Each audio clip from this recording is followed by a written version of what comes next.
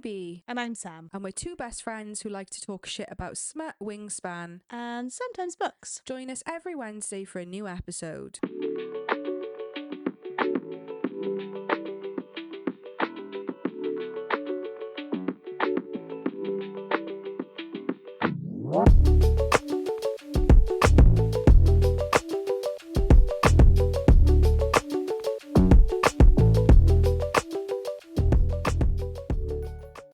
Hello, everyone. Welcome to episode 17. Yeah, so if any of you have been listening for the last couple of episodes, we have heavily dropped this now at this point. This isn't a secret like it was supposed to be. Yeah. We've been screaming this from the rooftops. My neighbours know all about it and they don't know who Penn Cole is. So we, like we said before, we're trying to branch out on the podcast. We're trying to do different things and get into a rhythm. And one of the things that, was like a personal, not even a goal. It was like a dream. Like if this ever happened, oh my gosh, we'll give it a go, and we just shot our shot. Is that it? Shoot our shot? Shoot your shot, yeah. Shoot your shot, anyway. Yeah. But we reached out to one of our favourite authors, the wonderful Penn Cole. Yeah. And just said, hey, Penn Cole, we're talking about your series on the podcast soon. Would you like to come on and talk about it with us? And she said yes. She did. So we recorded that interview and it is now ready for you to listen. It's a full episode. And it's this episode. It's coming right now. Strap in, get your cup of tea or your coffee, sit back, relax, and here's 45 minutes of us blasting Penn Cole with questions. And if you're looking for some hints to book 4, this is the place for you. Stick around. Tune because you'll be surprised by what she's got to say, I think.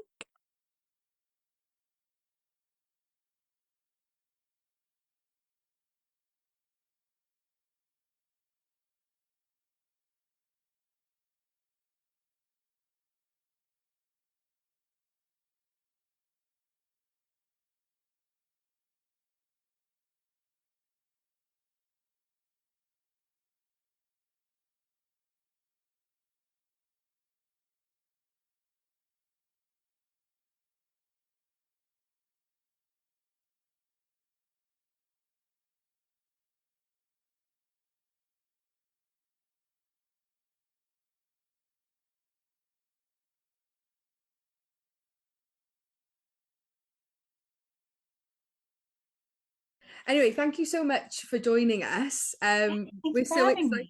We're just so excited because you're our first ever author interview on the podcast. So, that's awesome.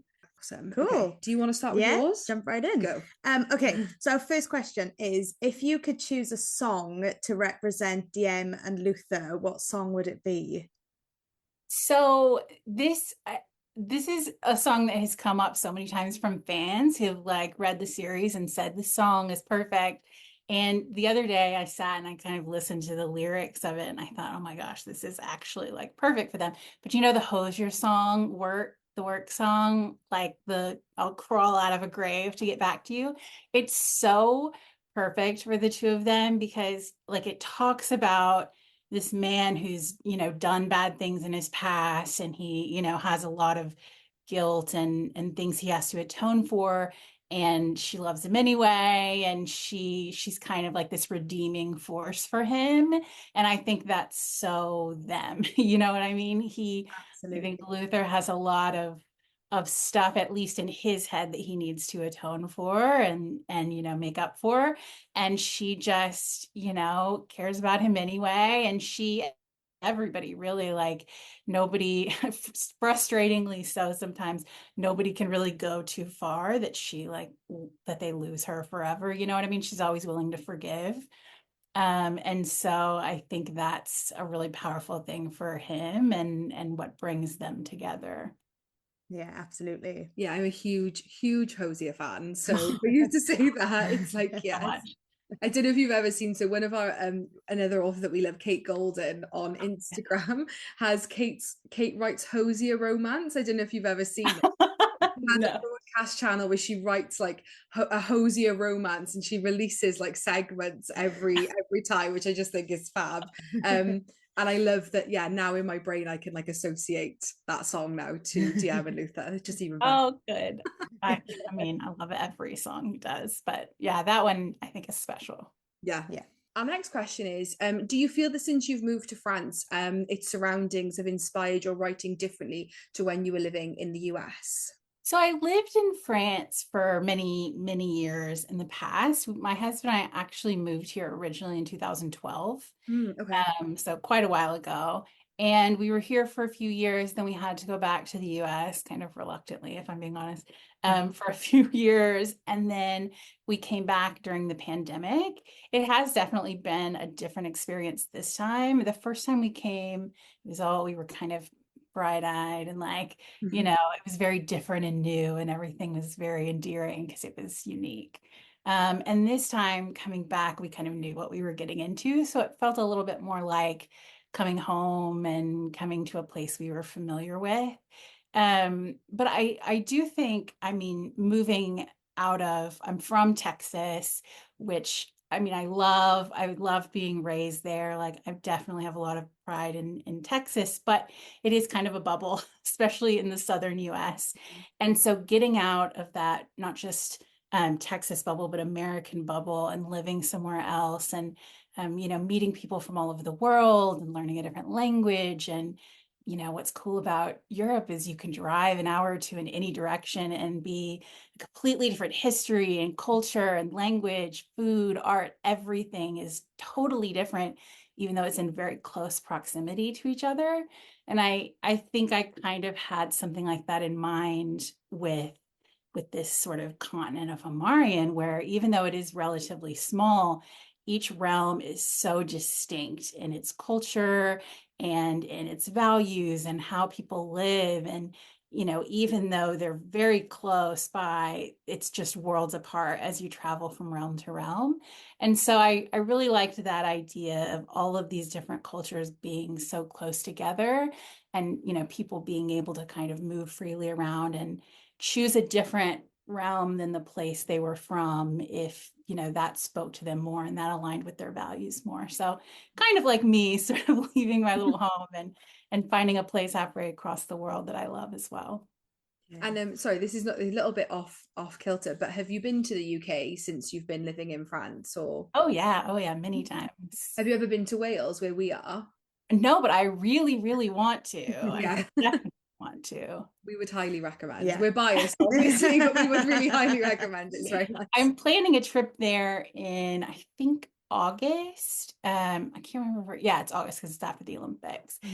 So we're going to be there for a while. So I haven't started planning it yet. I'm trying to get through Bern, but yeah, I'm really excited to explore more. Amazing. I think you're next. Yes. Okay. Oh, so on the topic of Bern, if you could use 3 words to describe book 4, what 3 words would they be? Without giving too much away, of course. People are not going to want to hear this. I would say devastating, emotional, and let's see, probably growth, because I think a lot of characters, we see a lot of growth in a lot of them. Interesting. I mean, book 3 was emotional enough for us. We've cried so much. Yeah. Sorry about that. For that to be like one of the 3 words to describe book 4, we're scared in the best way, but we're scared. It's gotta get worse before it can get better, right? You gotta hit the bottom before you can start making your way back up. So Absolutely. I think the way that he ends, nobody's really happy. I mean, maybe like a couple of people, but for the most part, everybody's in a pretty rough place, and what they want seems very far away. So it's going to be a lot of work for them to get there, if they get there. Oh, okay. Yikes. Can't wait. Yay. Okay, I think I'm next. So, what is one book outside of the Kindred Saga? Oh, sorry, where am I? Oh, no, I'm jumping way ahead. Sorry, I was like 5 questions down. Sorry. Thank you. Okay. So you've released a really impressive amount of work in such a short period of time. Did you have the series sort of and the material ready for release before book 1 came out, or were you writing in series as books came out? So I think roughly just under 2 years. No, I definitely did not write them as they released at all. I had I pretty much had them written before Spark came out. Book 4 was kind of in rough outline form, but it was pretty lengthy. I knew that as an indie debut author, really starting my career in this genre in particular, people love to binge read, right? They want to get the whole series complete so they can just lose themselves in it. And so I wanted to get to the point where it was complete and people could binge it very quickly. And so my plan originally was to release all 4 books within about a 6-month span. And then I just could not have predicted the way that it would kind of take off. And also just being on the other side of publishing before I published Spark, literally all I did was just sit in my little office and write all the time. And now there's so much more to it. There's so many more things that have to be done every day. And so that's been a really huge adjustment period for me. So it's taken me a little bit longer to get Burn finished and ready to go than I had liked, but I definitely pre-did all of the work for the most part before Spark came out so that I could really kind of hit the market really quickly like that. Yeah. Well, as binge readers, I think we very much appreciate how quickly they came out. I'm the same way. I know a lot of authors hate when readers say like, oh, I don't want to read it till it's finished, but like I get it because I'm kind of the same way as a reader. Like I want to just close myself off and lose myself in that world and not come out for like 4 days. Yeah, definitely. When Sam started Spark a little bit before I did, and I remember you telling me like, "There's 3 books out already. Like, you need to like commit to this because there's 3 books." I was like, "Okay." Yeah, this is a good one. Mm-hmm. So once you finish with the Kindred Curse saga, will you continue writing in this world, or do you think you'll step away? So TBD, I'm sort of going back and forth on it. I have thought about doing a novella from Luther's perspective, showing a little your faces, showing kind of his background and a little bit more of what he was thinking during some of the early scenes of the series, which I think would be really fun. There's also little places where I've left kind of Easter eggs of what he was doing off page that I know what they mean, but readers might never know if I don't write it. So I think that would be really fun. I've also set up sort of I don't really know how to describe it without giving too much away, but a spin-off that could take place in this world. Okay. So that might happen, but I also have like fully plotted out a series that is completely unrelated to this that I'm really, really excited about writing. So I have not decided yet. I'm putting off that decision till after Burn is out, and then I will decide. I do think a lot of the Luther stuff will get written, but I have a ton of special editions and foreign editions coming up over the next year and a half. And I want to be able to write a lot of bonus content for those. So it may kind of get spread out among those. I don't know. I haven't decided yet, but there's probably more coming. I think maybe we'll see. Whatever it is, we will be. Yeah, we are ready for it. Am I here now? Yes. Okay, so I'm at the question I did. So what is one book outside of the Kindred Curse saga that you will always recommend to people? The book that got me started in this genre it's like 20 something years old now, but when I was a lot younger, I read it and it was my first romantasy. It's called Cushiel's Dart by Jacqueline Carey. And it's fantastic. It's super spicy. It's kind of political. It's, got court drama and a really great slow burn romance. I love it. It was just an awakening for me because at the time, fantasy wasn't really open to women quite as much. It was mostly male writers, and they were writing mostly for male audiences.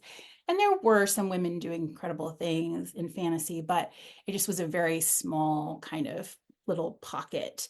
And I feel like that was the time where Jacqueline Carey got big and Anne Bishop got big, and there were a few other female authors who created this space in fantasy that was driven by female characters and their stories, driven by issues that affect women, driven by romance, and just these really beautiful worlds that were written more for a female gaze.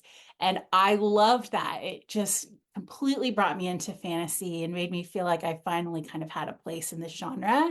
And that was it for me. I stayed in romantasy ever since then, and I've read in this genre since I was very young.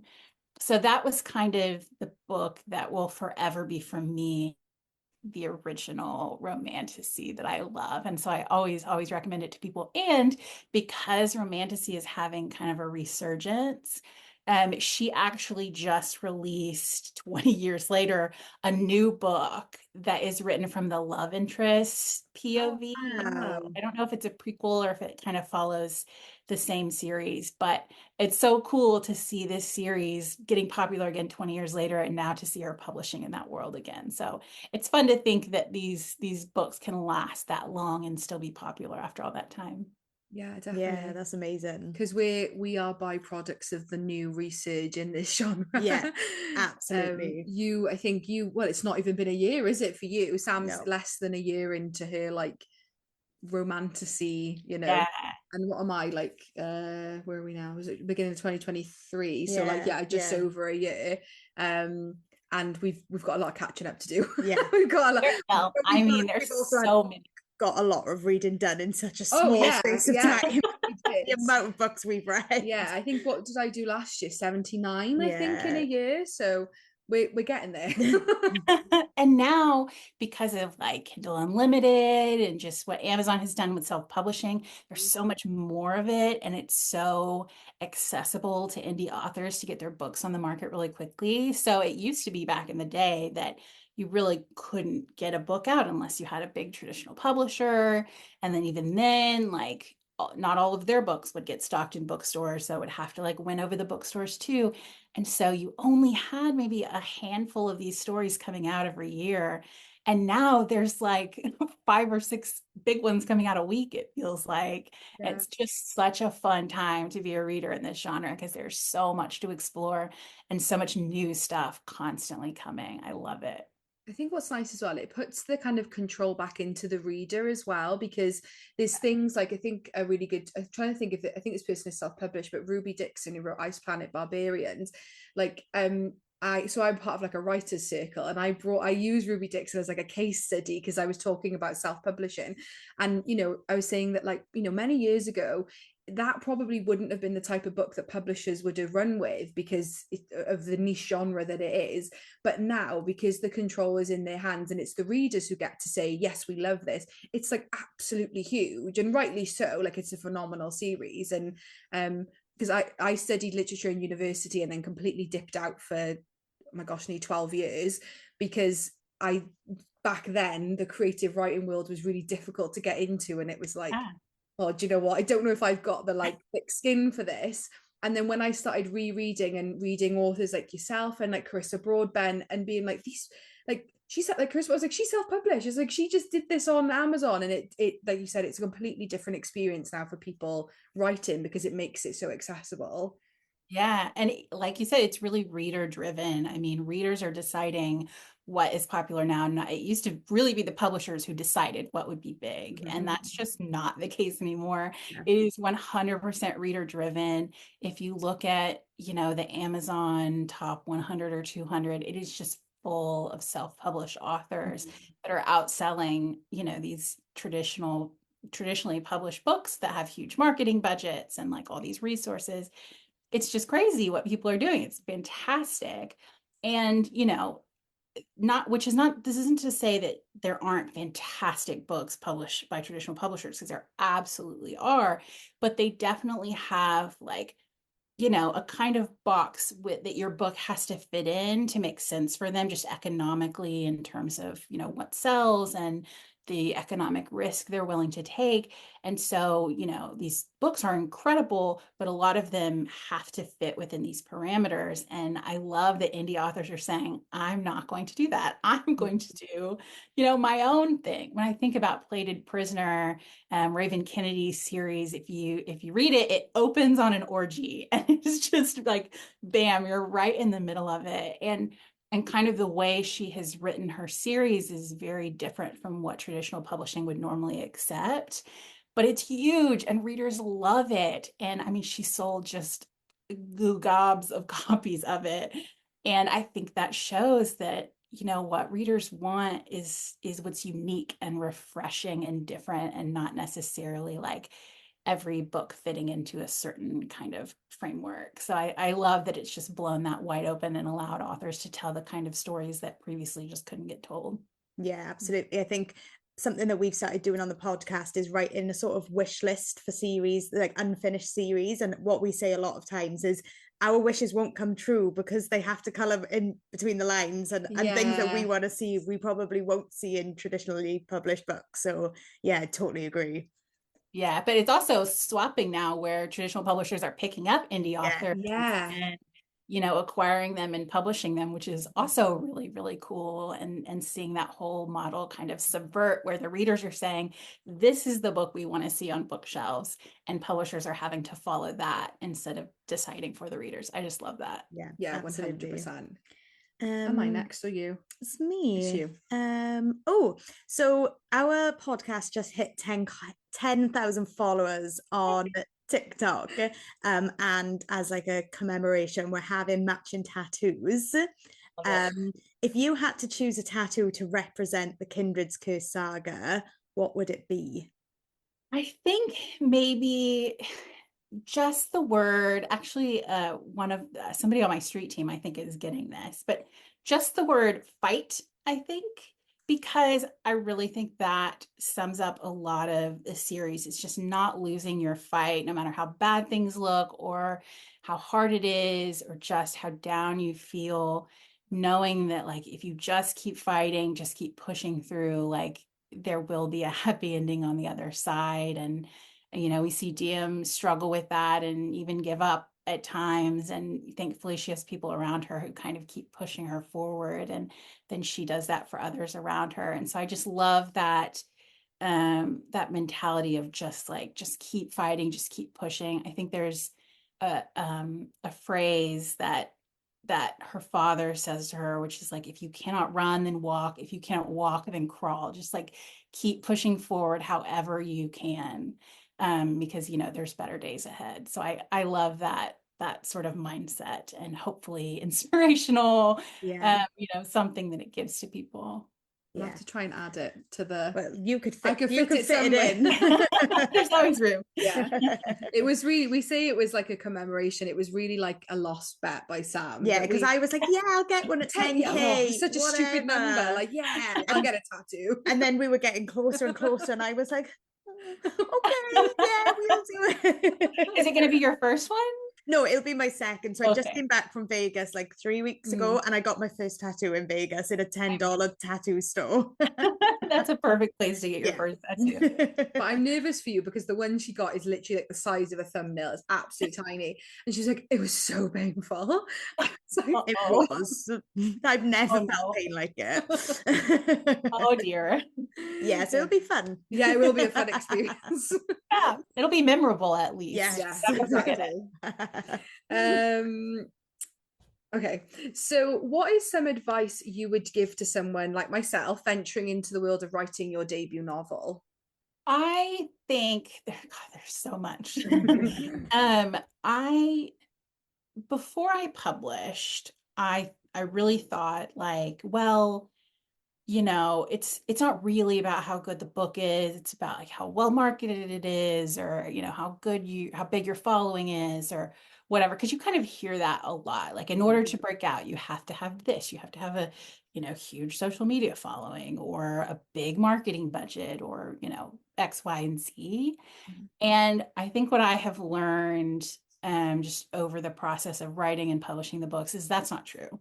There is nothing that you need to succeed except a really good book and a little bit of visibility to your readers to kind of get it started. And if the book is written to market, and if you've done your job, you've researched kind of what readers want, and you're taking care with building the book, like learning your craft and working with beta readers and editors to make sure that it's polished and all of those things, right? Make sure it's a good book.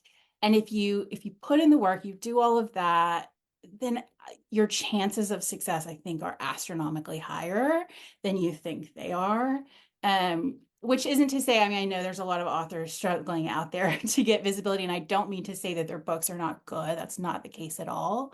But I just think it's very easy to fall into the mentality of like, well, I'm not succeeding because I don't have a big following, or I don't have enough money or whatever. And I don't think that's the case. I think it's just, we constantly have to push ourselves to improve our craft, to write, every book we write has to be better than the last one. We have to be listening to readers, what they want and what they enjoy.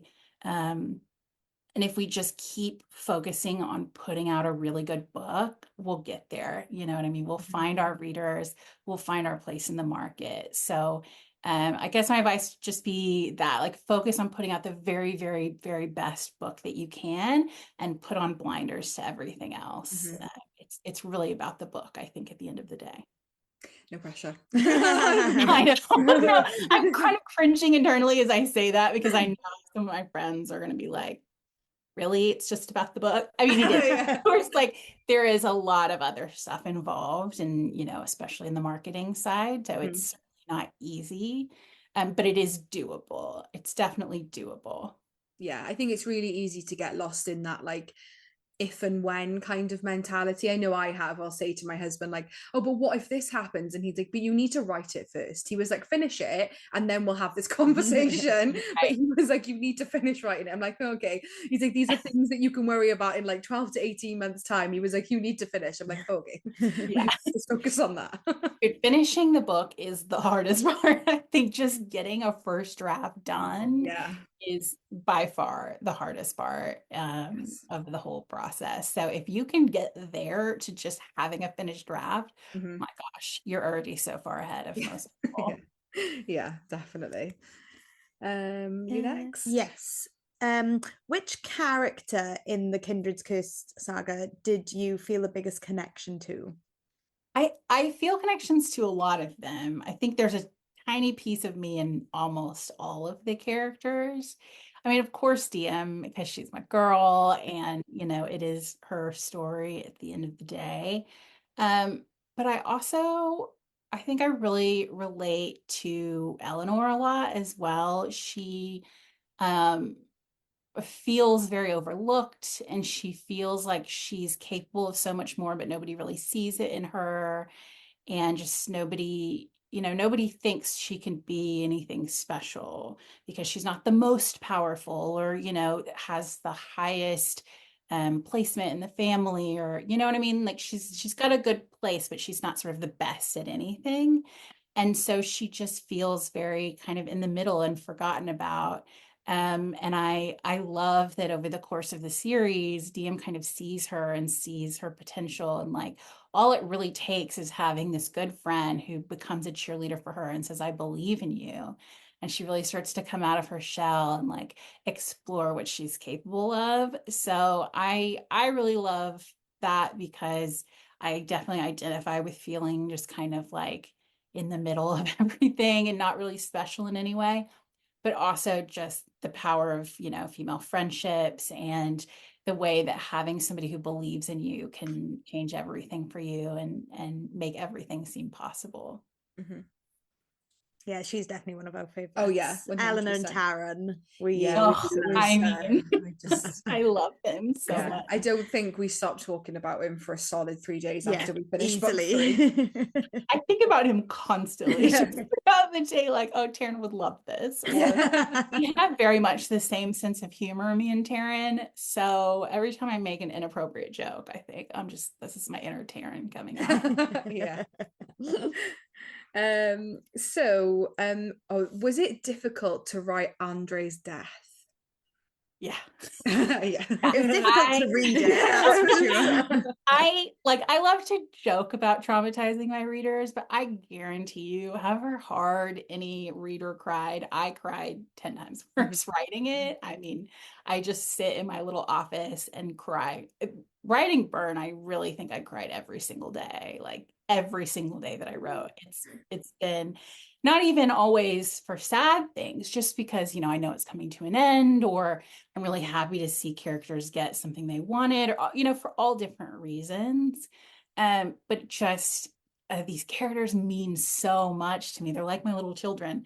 And so anytime I see anything happen to them, it's just devastating for me. And I feel it. I have to put myself in their shoes and feel it myself so that I can write it. So it's mostly just me sitting in my office making myself cry like every day, putting myself through torture. So yeah, that one was that. Even I still reading it now, I just still sob every time I have to reread it, because it just is gutting. Yeah, I got there before you, didn't I? Yeah, and I did. was like, you're not gonna like this. Like, this hurts. So then when she got there, she was like, that was awful. Yeah. And I'm not normally a crier with books. Like, not No. much makes me cry, but that was a Yeah. I think I was on a work meeting. You were. I was just like sobbing. See, this is why I do their little reading guides that I have on my Instagram, because I know I've had so many people, because they get to the end of chapter 28 and it's like, oh, this romantic moment, and it's really sweet and nice and happy. And I just tell, like, stop there, just go to bed, read this tomorrow when you're alone. And hopefully people listen. But because if you keep going, man, it's gonna be rough for a little while. It was a rough one. Yeah. It was really rough. That was a very tough read. Yes, it was. My bad. Sorry.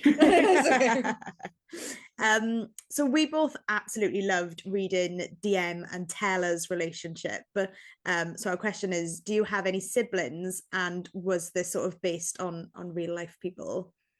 I do have a sibling. She's a lot older than me. She's 10 years older than me. And so we didn't really grow up together that much. My husband has two siblings, and I've gotten to see, they're very close in age. And so I get to see him kind of interact with them and hear his stories of growing up with them. And particularly, he has a brother and a sister, the pranks that he and his brother would play on his little sister, which I think are so funny. But so I wouldn't really say that comes from my personal experience, but I do feel like in fantasy we see a lot of sibling relationships that are either like not friendly, or that kind of go the opposite way, and it's just a little bit too friendly. It's almost like, this is not really how brothers and sisters would interact, right? They would give each other a lot of crap. And so what I love about DM and Teller is I think they balance that well. Like, they definitely do give each other a lot of grief and poke at each other sometimes, but they would do anything for each other. And they're very like devoted to each other and to their family. So it's been really fun to grow that relationship and show the different sides of what family can be. Not just antagonistic, not just friendly, but something that kind of weaves back and forth as you go through life. But at the end of the day, always come back to each other. Mm-hmm. Yeah, I think for us it was really nice to read, because we kind of agreed with that, is that it's like that balance with both having siblings, is that it is that balance of like you said, sometimes you read it and as nice as that sort of like I'll do anything for you relationship is, and obviously when stakes are high, of course that's the case, but the day-to-day, like it isn't always like oh you're my best friend forever. That isn't reality. Sometimes you do want to kill each other. So this is me next. Yes. How did you feel when you finished writing book 4? Although we kind of touched on it, but I mean, just empty a little bit, full and empty, right? Because it's so sad to say goodbye to these characters and their stories. But It's also so nice to kind of see them, make it to the ones who do make it to the end, and kind of get the happily ever after, whatever it is that they get. It's very, like I said, I kind of feel like their mother in some ways. Like, I just want the best for them, and I want them to be happy and at peace, even though I'm the one torturing them.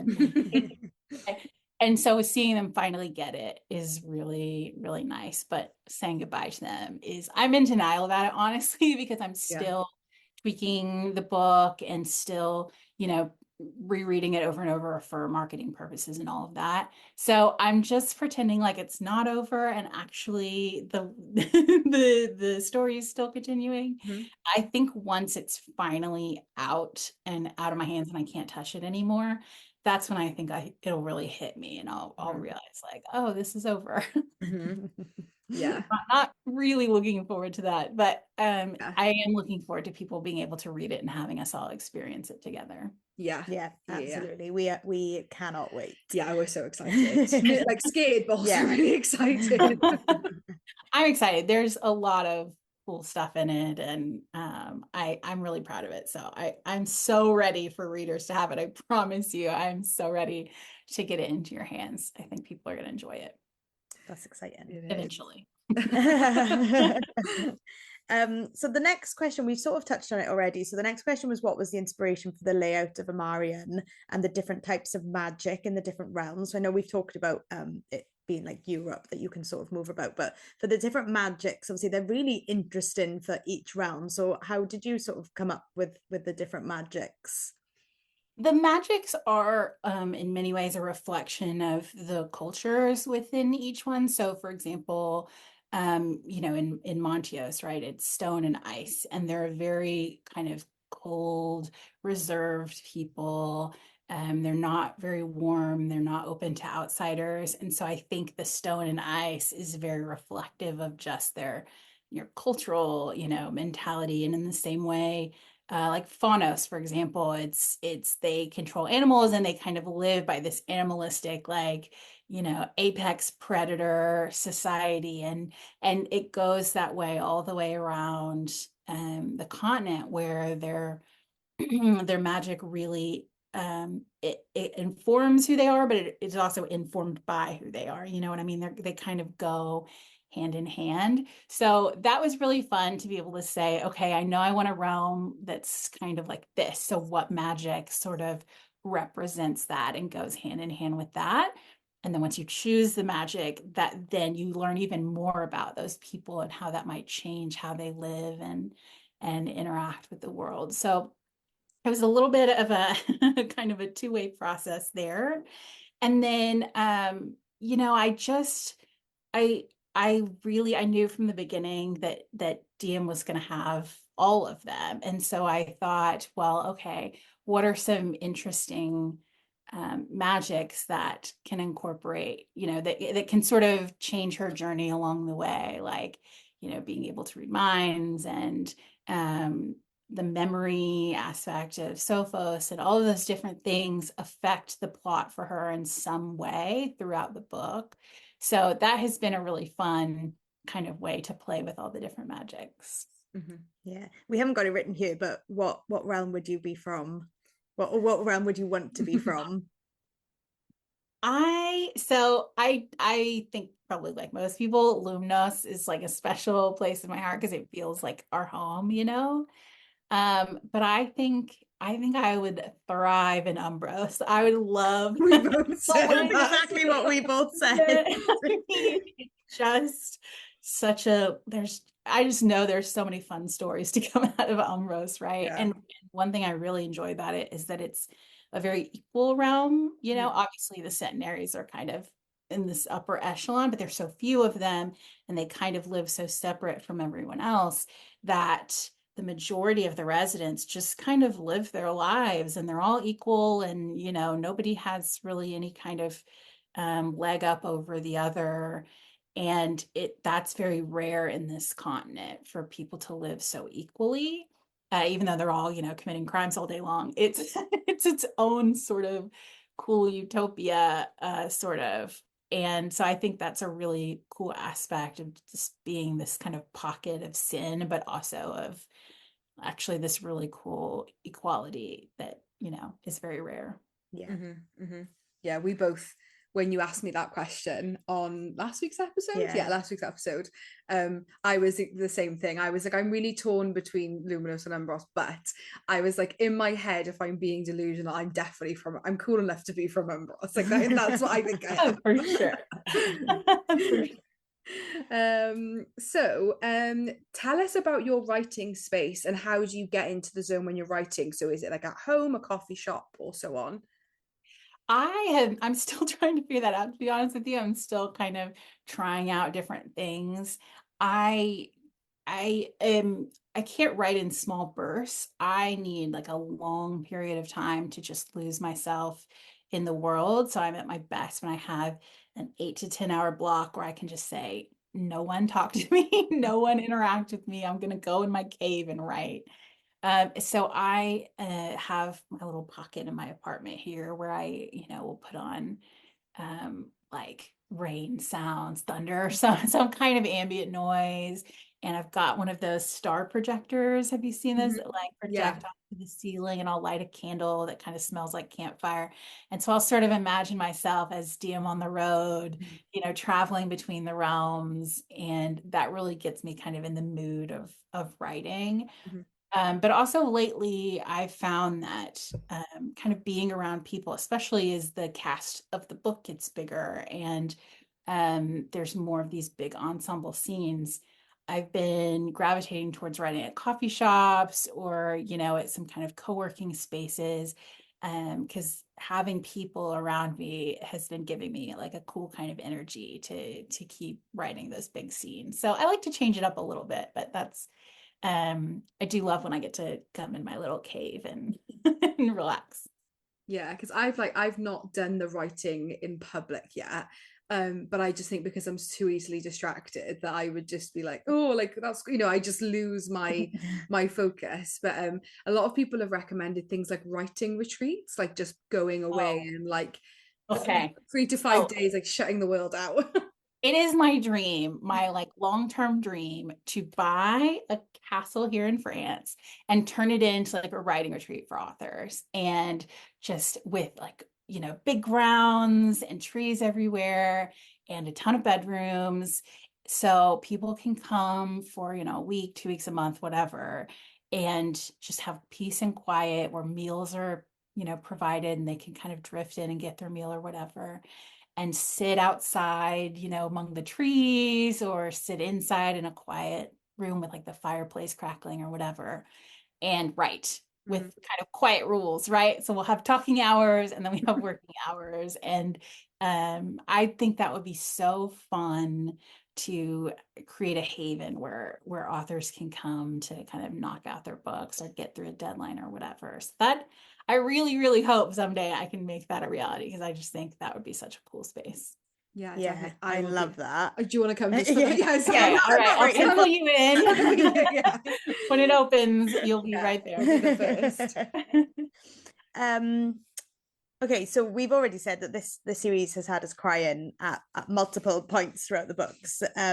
So was it important for you, for your emotions, for your readers to have those emotional ties to your characters? Oh yeah. I mean, if you're not, sounds very bad, but if you're not crying at a book, or if you're not laughing and crying and wanting to throw your book at the wall, like what's the point? You know what I mean? I think we read for that. We read to feel those strong emotions and to really immerse ourselves in the journey of whatever characters we're reading. And so for me, when an author tells me that something made them cry, or that they were actually laughing out loud at something they read, or that they wanted to throw their Kindle at the wall, that's like the best compliment you could give me, because it means you felt something, you know what I mean? It means that the characters felt real enough to you that you really felt those emotions. So that's always what I'm trying to do, is to evoke those emotions in the reader and get them feeling the same things that the characters are, to that same extreme extent. Yeah, absolutely. I think when DM believes that Luther was the one on the horse that trampled the child. yeah. We were both like, no, it's not him, like screaming at our Kindles. Yeah. And you were like, I'm so frustrated with her. Yeah. Just before starting, I think it was book 3 or book 2, I can't remember, I got a new magnetic, really sturdy metal Kindle holder, and it's a good job I did, because the amount of times I would like throw my hands up in the air like like because so it didn't go flying out my head. I love that. It makes me so happy. Destroyer of Kindles. Yeah, it's always like a good recommendation when people say like, this will rip your heart out. I'm like, oh, perfect, like this is what I only readers would be like that, right? This will crush you, this will make you sadder than you've ever been, this will leave you devastated, you're gonna love it. Well, like, add to that. What's wrong with us? But we love it. That's all of our questions. So yeah, I think like we were firstly going to say, have you got any, any sort of like close off for book 4 for us before we sign off officially? I'm trying to think if there's anything I can share. Seriously, I've been trying to find little bits that I can share with my Discord or my street team or whatever, and I truly think every single page is like a giant spoiler. So it's hard to say anything about it. But I'll just say, like, hold on. It's gonna be a wild ride. And that's a good one. Like every single page, that's how, do you know what I mean? That's how intense it is, that every page is that's enough for us. Like we'll take that, because we're so ready for it. Yeah. My beta readers are ready to kill me for it, but also I think loving it. So I'm just super excited, and I can't wait to hear what everybody thinks. Yeah, we're super excited to read it. Gosh, It's we've got a joint calendar just for the like podcast things, and it's in there. Like, we've got release of Burn. So we know. So thank you so much for taking the time today and being our first ever author interview. I'm so honored. It means the world to us. I think when we started this, we never thought that anyone would listen to us, or that anyone would follow us. So just the fact that we're sitting here talking to you is just amazing. I'm so honored. Thank you so much for having me. It's so cool. When I wrote these books, I thought no one's ever going to read this, I'm this nobody author, and, I was an indie and a debut. I had no following. And I really just thought no one will ever read this book, but I'm doing it anyway because I love it. And so to see people that have read it and that have really enjoyed it and care enough to want to talk to me more about it and share it with other people, especially, as I've never done ads, I've never done any kind of paid marketing really. And so everything has been readers sharing it with other readers and talking about it. And to me, that means so much, just to know that people loved it enough to tell other people about it. So the fact that you both had me on and are willing to tell, your followers and your fans about it just means everything to me. So thank you so much for that. Well, hope you enjoyed that interview with Penn Cole. Nice to hear directly from an author. Yeah, because we bloody enjoyed it. I had a little cry after we came off the phone. Sam after we came off the phone, I had a little cry. A good cry, not a sad cry. Crying over who's going to die in book 4. Well. But no, I was just really excited and happy and overwhelmed. But yeah, we really enjoyed doing it. Hopefully we can bring you more of these sorts of episodes where we can pull in. We want to bring you more, and we're working on it. We are. We're not just. Yeah, we're trying. We've put some feelers out. We've got some more yeses from authors, so we're just getting our calendars aligned. And working around obviously author schedules. And if there's some authors out there that you want us to talk to, like comment, message us, email us, TikTok us, Instagram us, tell us who you want to hear from, and we will do our bloody best to get them. Yeah, but for now, hopefully you enjoyed this interview. And just a huge thank you to Penn Cole and her team for agreeing to this, for setting this up, for letting us do this. Yeah. We appreciate she was super busy with her final, edits and getting book 4 out there. So we appreciate her time so much. Not that we had anybody to compare her to, but she was definitely our favourite interview to do. Yes. Number 1 interview. Top spot. No, it was really fun, which I think you can hear in the episode. So we'd like to think. Yeah, so more to come on the interview front, but that was episode 17 with Penn Cole. Thanks so much for listening. Follow us on TikTok and Instagram at A Pod of Smut and Wingspan. See you next week. Bye.